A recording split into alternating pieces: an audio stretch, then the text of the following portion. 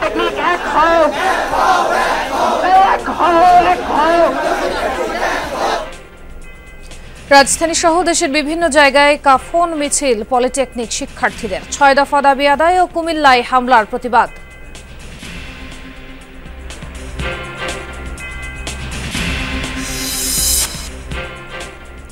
ঢাকা ইসলামাবাদ শীর্ষ বৈঠকে দুদেশের স্থবির সম্পর্কে গতি এসেছে এমনটাই মত বিশ্লেষকদের। বর্তমান সম্ভাবনাগুলোর উপর জোর দেওয়ার আহ্বান। পারস্পরিকভাবে লাভবান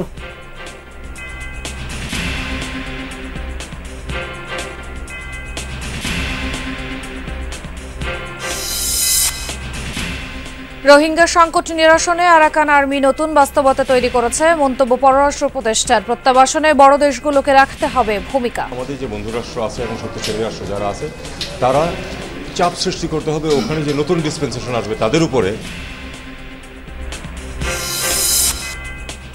পশ্চিমবঙ্গ প্রসঙ্গে বাংলাদেশ সরকারের মন্তব্য প্রত্যাখ্যান করল ভারত। সংখ্যালঘু নিপীড়ন থেকে মনোযোগ সরাতে এ চেষ্টা বললেন পররাষ্ট্র মুখপাত্র।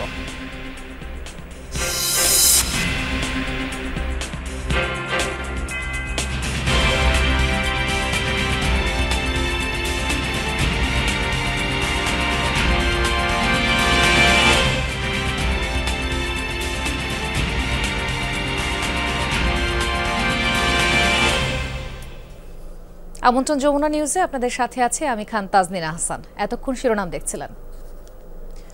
৬ দফা দাবি আদায় এবং কুমিল্লায় শিক্ষার্থীদের ওপর হামলার প্রতিবাদে কাফনের কাপড় পরে এবং মাথায় সাদা কাপড় বেঁধে গণমিছিল করেছে কারিগরি শিক্ষার্থীরা। শুক্রবার জুমার নামাজ শেষে তেজগাঁও পলিটেকনিক থেকে তারা মিছিল শুরু করে। এ সময় ৬ দফা দাবি আদায়ে নানা স্লোগান দেয় শিক্ষার্থীরা। দাবি আদায় না হলে আরও কঠোর আন্দোলনের হুঁশিয়ারি দেন তারা। বৃহস্পতিবার রাত ১১টার দিকে কারিগরি ছাত্র আন্দোলন বাংলাদেশের পক্ষ থেকে এই কর্মসূচি ঘোষণা করা হয়। এর আগে সন্ধ্যা ৭:৩০টার দিকে ঢাকা সহ সারা দেশে মশাল মিছিল করেন পলিটেকনিক শিক্ষার্থীরা। এ সময় তারা শিক্ষা মন্ত্রণালয়ে ডেকে নাটকীয় বৈঠক করে তাদের সঙ্গে প্রতারণার অভিযোগ তোলে। একই সাথে তারা কুমিল্লায় আন্দোলনরত শিক্ষার্থীদের ওপর হামলার প্রতিবাদ জানান। আমরা ডিপ্লোমা ব্র্যাকেট, ওরা যদি এসএসসি ভোকেশনাল থেকে আসে, মানে আমাদের সমান লেভেল থেকে আসে আমাদেরকে শিক্ষাদান করবে, এটা তো হাস্যকর। Bangladesh service institute, CCM polytechnic institute সহ ঢাকা পলিটেকনিক ইনস্টিটিউটে বর্বরিচিত হামলা করা হয়েছে। আমরা হাইকোর্টের এই অবৈধ কালো রিট প্রত্যাখ্যান করলাম। আমাদের দাবি বাস্তবায়ন না হলে কারিগরি ছাত্র আন্দোলন বাংলাদেশ সকল পলিটেকনিক ইনস্টিটিউটের সাথে সম্মিলিতভাবে কঠোর থেকে কঠোর কর্মসূচি ঘোষণা করবে। এদিকে ৬ দফা দাবিতে সারা দেশে কাফন মিছিল করে বের করেছে আন্দোলনরত পলিটেকনিকের শিক্ষার্থীরা। দুপুরে সিলেট পলিটেকনিকের শিক্ষার্থীরা ক্যাম্পাস থেকে কাফন মিছিল বের করে পরে শহরের গুরুত্বপূর্ণ সড়ক প্রদক্ষিণ করে তারা। দাবি জানায় অবিলম্বে জুনিয়র ইনস্ট্রাক্টর পদে ক্রাফট ইনস্ট্রাক্টরদের পদোন্নতির রায় বাতিল করতে হবে।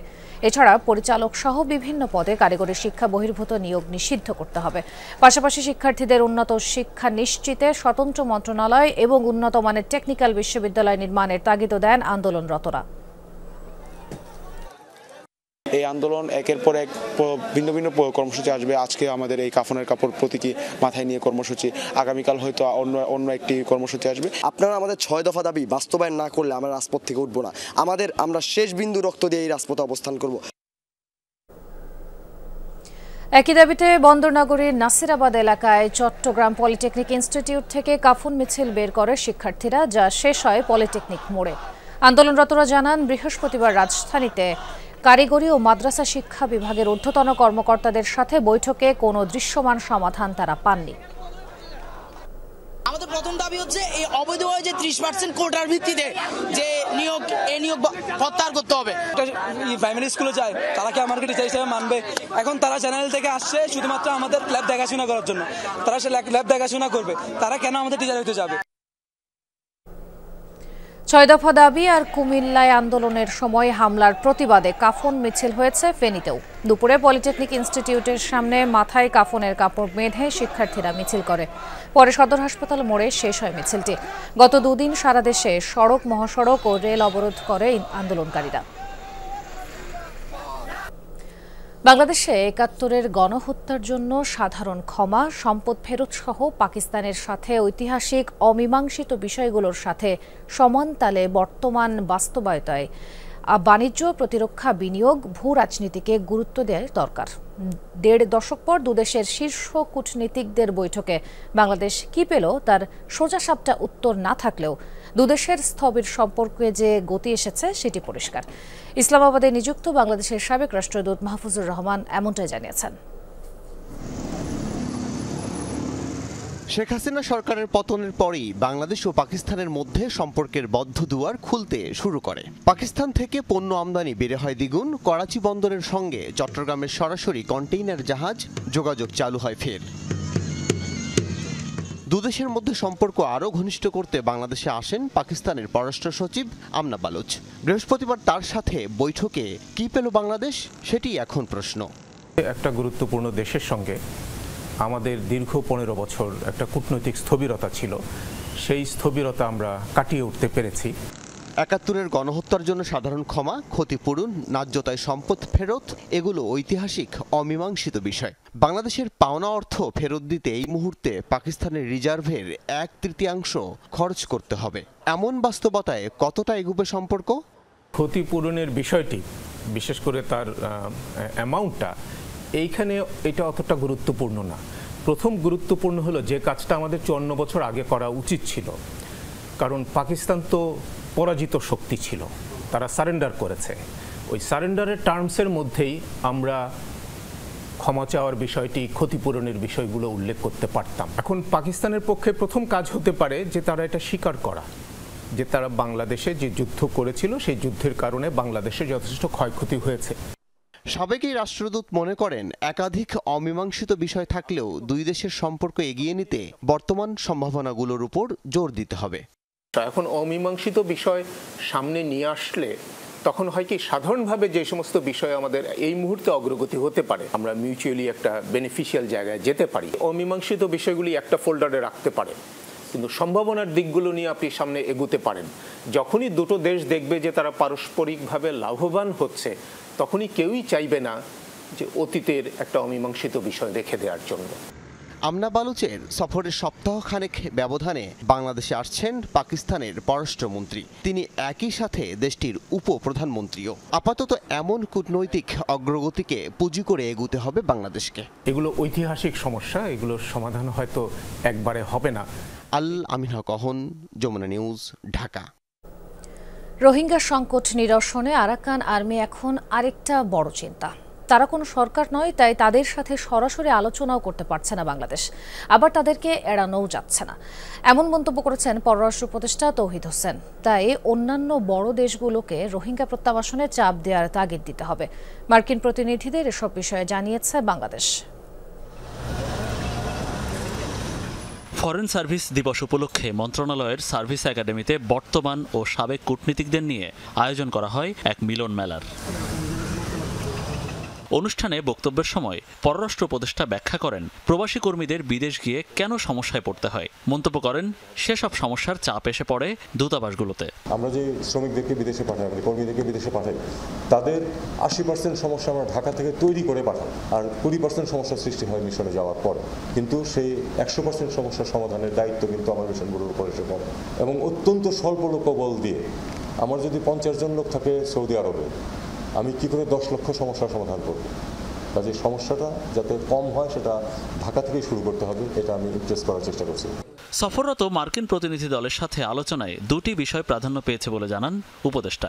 একটি মার্কিন নতুন শুল্কনীতি এবং অপরটি রোহিঙ্গা প্রত্যাবাসন। তবে রোহিঙ্গাদের ফেরাতে আরাকান আর্মি নতুন বাস্তবতা তৈরি করেছে বলে মন্তব্য করেন তিনি। রোহিঙ্গা সমস্যার সমাধান না হলে, যদি ওখানে যুদ্ধ শেষও হয়ে যায়, তারপর শান্তি আসবে না, এটা আমি খুব শক্তভাবে বলেছি। এবং বলেছি যে এখন আমরা একটা নতুন বাস্তবতায় আছি।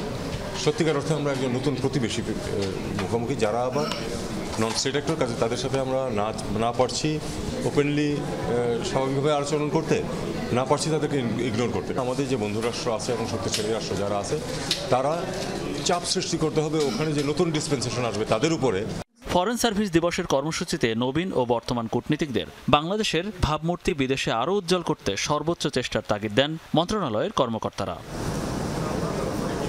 মনিরুল ইসলাম, যমুনা নিউজ, ঢাকা। পশ্চিমবঙ্গ প্রসঙ্গে বাংলাদেশ সরকারের মন্তব্যের কড়া প্রতিক্রিয়া জানিয়েছে ভারত। শুক্রবার এ বিষয়ে লিখিত বিবৃতি দিয়েছেন ভারতীয় পররাষ্ট্র মন্ত্রণালয়ের মুখপাত্র রণধীর জাসওয়াল। তিনি বলেন, পশ্চিমবঙ্গের ঘটনাবলী সম্পর্কে ঢাকার মন্তব্য প্রত্যাখ্যান করেছে দিল্লি।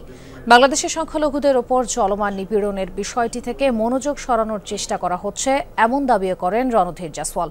তিনি আরও বলেন, অযৌক্তিক মন্তব্য না করে বাংলাদেশের উচিত নিজ সংখ্যালঘুদের অধিকার রক্ষায় মনোযোগ দেয়া। সম্প্রতি ওয়াকফ আইন নিয়ে পশ্চিমবঙ্গ সহ ভারতের বিভিন্ন রাজ্যে ছড়া এই সহিংসতা। গেল বৃহস্পতিবার মুর্শিদাবাদে সাম্প্রদায়িক সহিংসতার ঘটনায় ভারতের পক্ষ থেকে বাংলাদেশকে জড়ানোর চেষ্টার তীব্র প্রতিবাদ জানিয়ে বাংলাদেশ সরকার প্রতিবেশী দেশটিকে সংখ্যালঘু মুসলিমদের পূর্ণ নিরাপত্তা নিশ্চিতের আহ্বান জানায়। 2022 সালে ঢাকার ফার্মগেট এলাকায় আলোচিত টিপ কাণ্ডের ঘটনায় 18 জনের বিরুদ্ধে মামলা করেছেন চাকরিচ্যুত কনস্টেবল নাজমুল তারেক। মামলায় তেজগাঁও কলেজের শিক্ষিকা লতা সমাদ্দার, তার স্বামী ডক্টর মলয়মালা, বিনোদন অঙ্গনের 16 তারকা এবং আরও কয়েকজন অজ্ঞাত পরিচয় ব্যক্তি আসামি। 2022 সালে অভিযুক্ত আসামি লতা সমাদ্দারের পায়ে বাইক লাগলে পুলিশ কনস্টেবল নাজমুল তারেক তার টিপ পরা নিয়ে কটূক্তি করেন। ওঠে এমন অভিযোগ। সে সময় বিষয়টি নিয়ে ফেসবুকে স্ট্যাটাস দেন লতা সমাদ্দার, যা পরে সামাজিক মাধ্যমে ভাইরাল হয়। ওই ঘটনায় শোবিজের তারকারা লতার পক্ষ নিয়ে প্রতিবাদ জানান ফেসবুকে, যা কনস্টেবল নাজমুল তারেকের বিরুদ্ধে ছড়ায় বিদ্বেষ। এতে তার পেশাগত ও সামাজিক জীবন মারাত্মক ক্ষতি হয়েছে দাবি করা হয় মামলায়। নাজমুল তারেক চাকরিও হারান। তিনি আইনি লড়াইয়ে অংশ নিয়ে চাকরি ফেরতের আবেদন জানান, যা এখন প্রশাসনিক ট্রাইব্যুনালে বিচারাধীন। ভিডিও ভাইরাল হওয়া রাজধানীর মিরপুরে অস্ত্র ঠেকিয়ে ছিনতাইকাণ্ডের একজনকে গ্রেফতার করেছে পুলিশ। বৃহস্পতিবার রাতে গাজীপুর থেকে ইমরান হোসেন শাকিলকে গ্রেফতার করা হয়। পুলিশ কর্মকর্তারা জানান, বাকিদেরও ধরতে অভিযান চলমান। বুধবার ভোর 4:30 গাড়ি থেকে নেমে রিকশাযোগে বাসায় যাচ্ছিলেন দুই ভাই বোন। হঠাৎই তাদের ঘিরে ফেলে মোটরসাইকেল আরোহী 3 ছিনতাইকারী।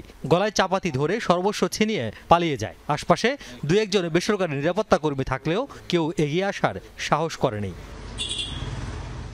সামাজিক যোগাযোগ মাধ্যমে ছড়িয়ে পড়ে ছিনতাইয়ের সেই ভিডিও। মিরপুর মডেল থানায় মামলা দায়ের করেন ভুক্তভোগী। গ্রেফতার করা হয় চক্রের এক সদস্যকে। উদ্ধার করা হয় ছিনতাই ব্যবহৃত চাপাতি, মোটরসাইকেল। গ্রেফতারকৃত শাকিল পেশাদার ছিনতাইকারী বলে জানায় পুলিশ।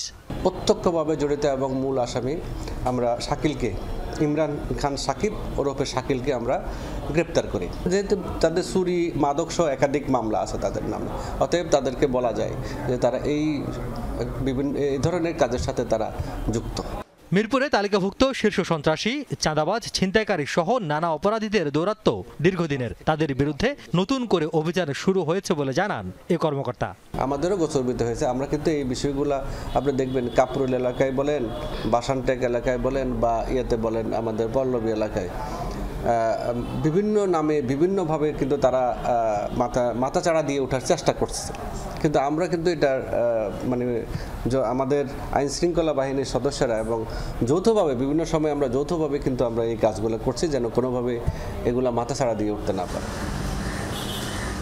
সম্প্রতি শাহালি থানা এলাকায় গোলাগুলির ঘটনায় 7 জনকে গ্রেফতার করা হয়েছে বলে জানায় পুলিশ।